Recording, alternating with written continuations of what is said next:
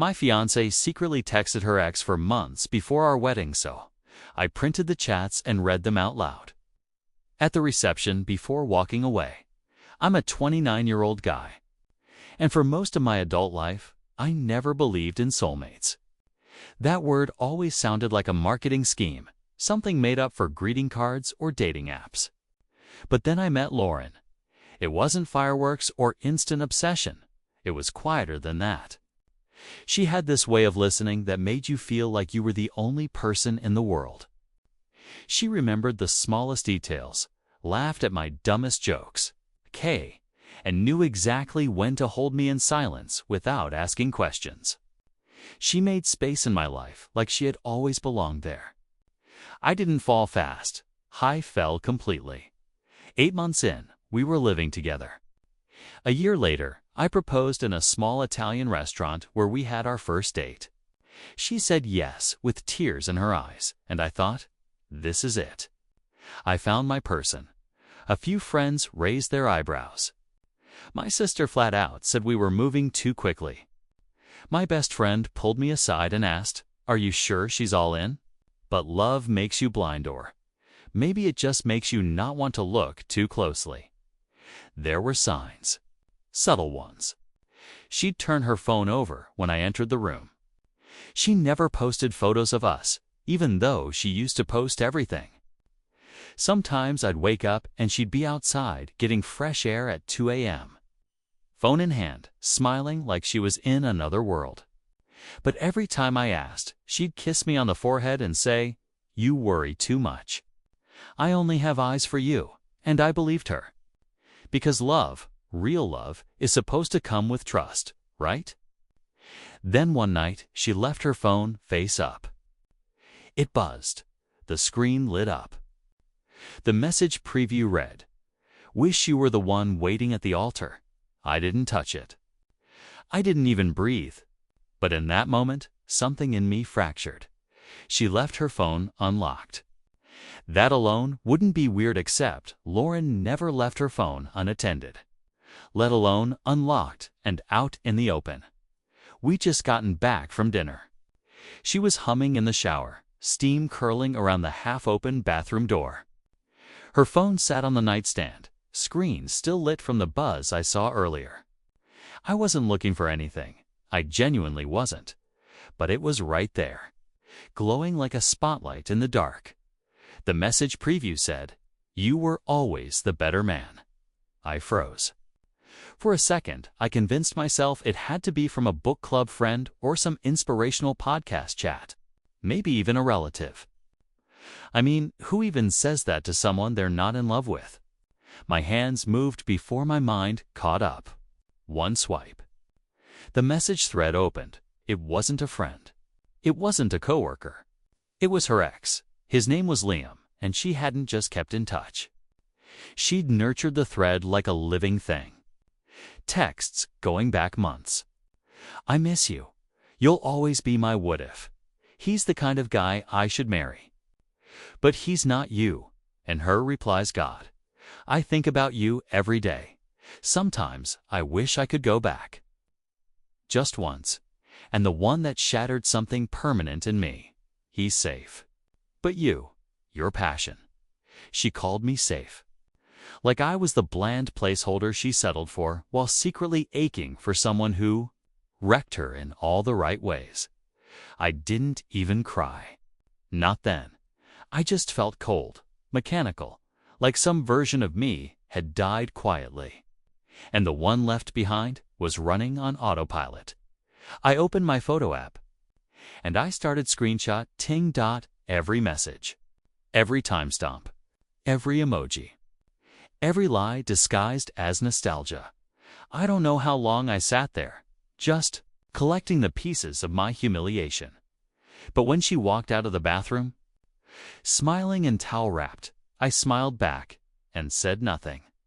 For weeks, I became an actor in the worst role of my life, the loving, oblivious fiancé. On the outside, I smiled during cake tastings and posted engagement photos like nothing was wrong. On the inside, I was a walking pressure cooker, ticking louder by the hour. Every "I love you" from her lips felt like static. Every kiss, hollow. I knew the truth, and yet I stayed. Not because I forgave her, because I needed a plan. We'd already dropped nearly $30,000 on the wedding venue. Catering, honeymoon, photographer, the works. Her parents had chipped in, sure, but most of it had come from my savings.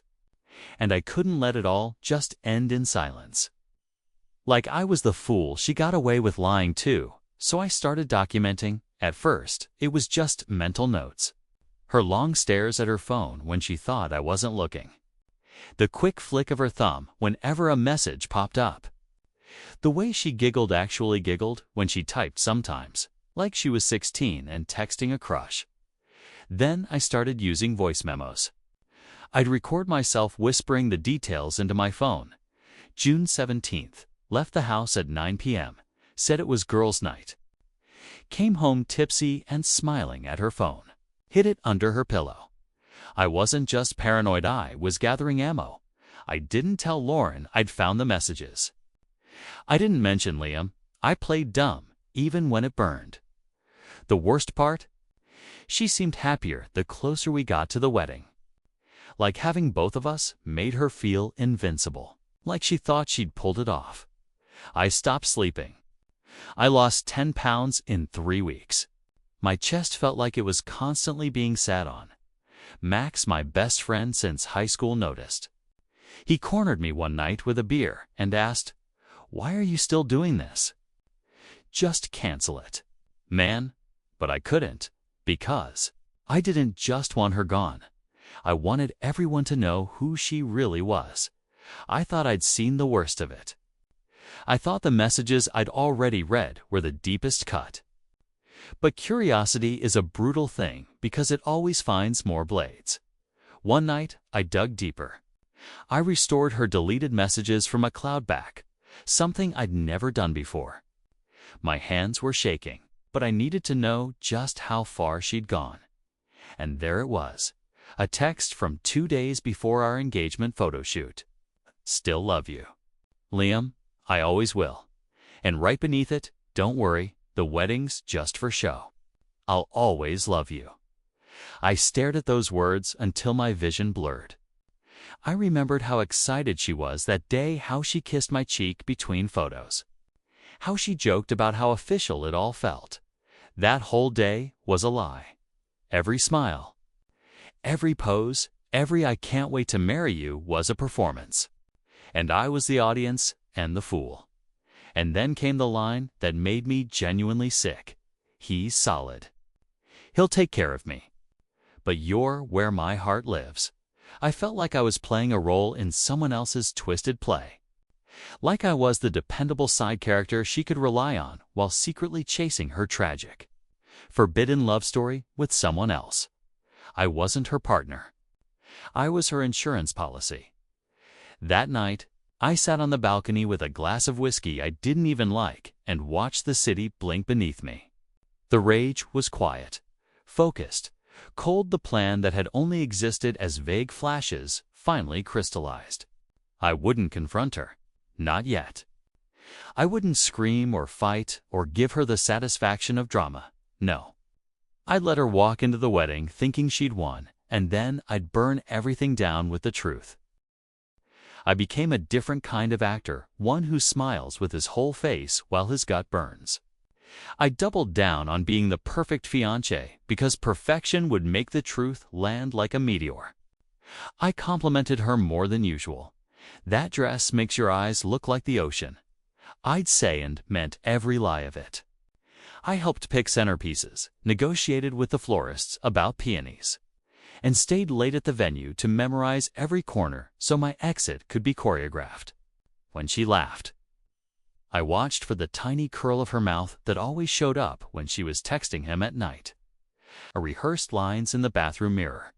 "Lauren, you make me whole," sounded hollow coming from a man with a folder of betrayal under his pillow. I wrote the speech nobody would hear, snippets of truth I wanted the room to swallow.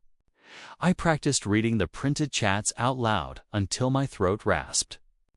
The words felt like surgery, precise, clinical, necessary. "Babe, did you lock the guest list?" She'd ask, light bouncing off her hair like a movie shot. I'd kiss her temple and say, "All done. Nothing to worry about." My hands would shake when I typed confirmations to vendors. Then steady when I pressed send control was my refuge. I kept collecting evidence. I printed texts in chronological order and stapled them into a packet that looked disturbingly like a novel.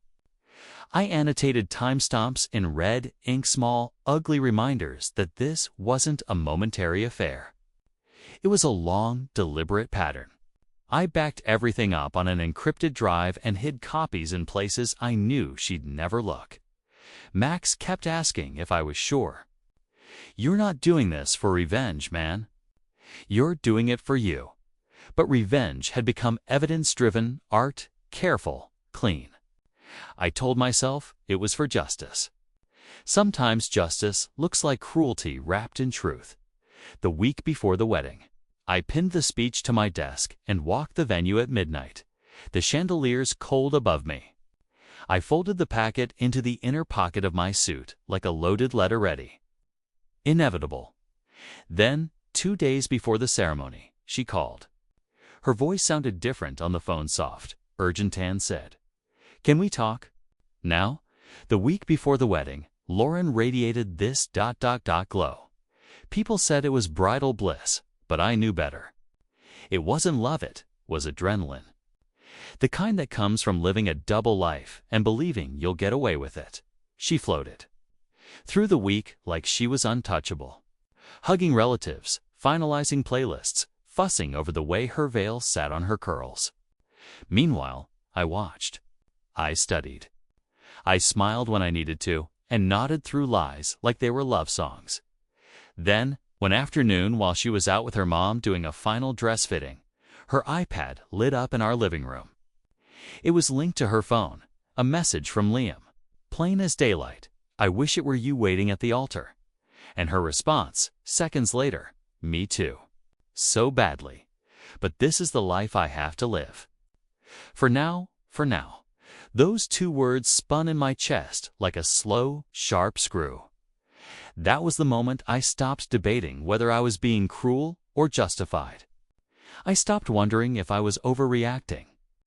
I stopped trying to make excuses for the girl who used to kiss me like I was oxygen and now texted her ex like I was a leash she was willing to wear. I got up, poured myself a cup of black coffee, sat at my desk and began assembling the file. I printed the full thread, names, emojis, timestamps, pet names, sexts, all of it. I bound it in a black folder. Then I created a color-coded index, red for emotional manipulation, orange for romantic betrayal, purple for sexual innuendos, blue for every time she lied to my face in the same hour. Then I scanned the whole thing, encrypted it, and emailed it to myself under a password-protected folder labeled "Truth for the Altar." I wasn't just a groom anymore. I was a truth-bearer in a rented tux, and the altar. That was about to become my stage. The morning of the wedding felt like standing in the eye of a storm to calm. Too quiet, too bright. Lauren kissed me on the cheek as sunlight poured through the hotel window, her smile soft and sleepy. "You ready to start forever?" she whispered. I kissed her back and said, "Yeah, I'm ready." Her mom dropped by with a tray of breakfast and said, "You make her feel safe, you know that." "She says it all the time." I nodded, swallowing the bitter taste rising in my throat. Safe, yeah. That was the word she used with Liam to write before telling him he had her heart. Everyone around me was glowing with expectation. Her bridesmaids fluttered around the room with champagne flutes. The photographer snapped photos of us laughing me, gripping a coffee I couldn't drink, my jaw clenched behind every fake smile. No one saw the envelope in my inner jacket pocket. No one heard the voice memo app I'd quietly turned on in my pocket. Every word, every sound of that day was being documented. Max met me in the hallway before we left for the venue. He looked sharp in his suit, but his eyes searched mine like I was a soldier heading into war. "Last chance," he said, low enough that only I could hear. "We leave now, you walk away clean." I shook my head. He didn't argue. Instead, he nodded once, handed me a small lapel mic I'd forgotten we planned, and said, "Cue me when it's time." I'll cut the music. The limo ride to the venue was a blur of flowers, laughing cousins, the hum of pre-wedding playlists. But inside me, there was only silence, because I wasn't going to the altar to say yes. I was going to say something none of them would ever forget. The ceremony was everything she dreamed of. Ivory flowers lined the aisle. Soft acoustic guitar played as her father walked her toward me, arm trembling just enough to seem emotional. Lauren's dress shimmered like a secret. Her smile, wide and radiant, told the world she was in love. She reached me, took my hands in hers. And for a moment I almost forgot. Almost then the officiant asked if we had personal vows. She nodded and pulled out a folded note from her bouquet. Her hands shook not from nerves, but from the sheer performance of it all. She looked up at me like I was her miracle. She began. "I used to think love was chaos," she said, her voice soft, trembling. "Messy, unpredictable, dangerous. But then I met you. And suddenly, love was quiet, safe home." She paused to wipe a tear, and the crowd awed. "You make me feel seen, even when I don't say a word. You make me feel chosen, even when I don't deserve it. I've never loved anyone the way I love you." She reached for my hand again, squeezing it like we were sealing something sacred, and everyone clapped. I looked around. Smiling faces. Sniffling mothers. My own father dabbing his eyes. Her friends' hands over hearts like she'd just performed a Broadway monologue, and inside me, I wanted to vomit because I had read her real vows. The ones she sent Liam at 2 a.m. when she told him, "I wish you were the one I was promising forever to." I swallowed the lump in my throat. Not because I was nervous, but because the moment had finally arrived. The priest turned to me and said, "And now, your vows." I smiled, reached into my suit jacket, unfolded the black envelope, and said into the mic, "Actually, I'd like to read something else first." I pulled the microphone closer, steadying my breath like I'd practiced. But my hands weren't shaking. Not anymore. The room went silent, expectant. "Before I share my vows," I said, voice low but amplified across the hushed hall, "I'd like to read a few that Lauren wrote to someone else." A collective gasp rippled through the room. Chairs creaked. Someone stifled a laugh, thinking I was joking. I reached into my jacket and unfolded the crisp pages, dozens of them neatly stapled, time-stamped, color-coded. Lauren's smile froze. "You were always the better man," I read aloud. My voice echoed through the cathedral. Whispers erupted like sparks in dry grass. "He's good for my image. You're good for my soul." I didn't raise my voice. I didn't need to. Each line landed like a crack of thunder. Sometimes I stare at him and wish it was you. Lauren stepped forward, panic flickering in her eyes. "What are you doing?" She hissed, but I wasn't speaking to her anymore. I was speaking to everyone. Her family, mine. The friends who flew in from across the country to celebrate our love. She told him the wedding was just for show, I said, flipping to the next page, that she'd always love him, that I'm the safety net. The placeholder, her father stood up red-faced. Fists clenched, her mother's hand flew to her mouth before she collapsed back into her chair, pale as the roses lining the aisle. Lauren was shaking her head now, mouthing something I didn't care to decode. I looked out over the stunned guests and held up the folder. "This," I said, "is what love looks like when you lie to everyone, including yourself." The room turned chaotic. Murmurs escalated to shouts. Someone knocked over a chair. A groomsman stood to block Lauren from following me. I took one last look at her, the girl I thought I'd build a life with, and I stepped away from the altar. Not just from the wedding, but from everything she pretended to be. I didn't storm out. I didn't yell. I didn't cry. I chose silence and let it scream for me. The guests were still reeling, but I walked with slow, deliberate steps toward the reception table where the cake sat 3 tiers of frosted lies. I set the folder of printed chats down right beside it. The pages fanned slightly, enough for the top one to show that first text, "He's safe." "Your passion." Gasps followed me like a trail of sparks. I turned to the crowd and said the words I had rehearsed every night for weeks. "This wedding is canceled." Then I adjusted my jacket, nodded once toward the stunned officiant, and walked straight down the aisle this time. Alone, the soft click of my shoes on the marble echoed louder than any music. Lauren shouted something behind me, her voice cracking like glass. I didn't look back. If I had, I might have hesitated. And I couldn't afford hesitation, not now. Outside, Max stood leaning against the black car, engine already humming. "You did it," he said, popping the passenger door open for me. "I did," I said, sliding in, voice flat but calm. "Let's go." We didn't speak on the ride back to the city. No music, no small talk. Just the rhythm of tires on pavement and the quiet hum of everything crashing behind us.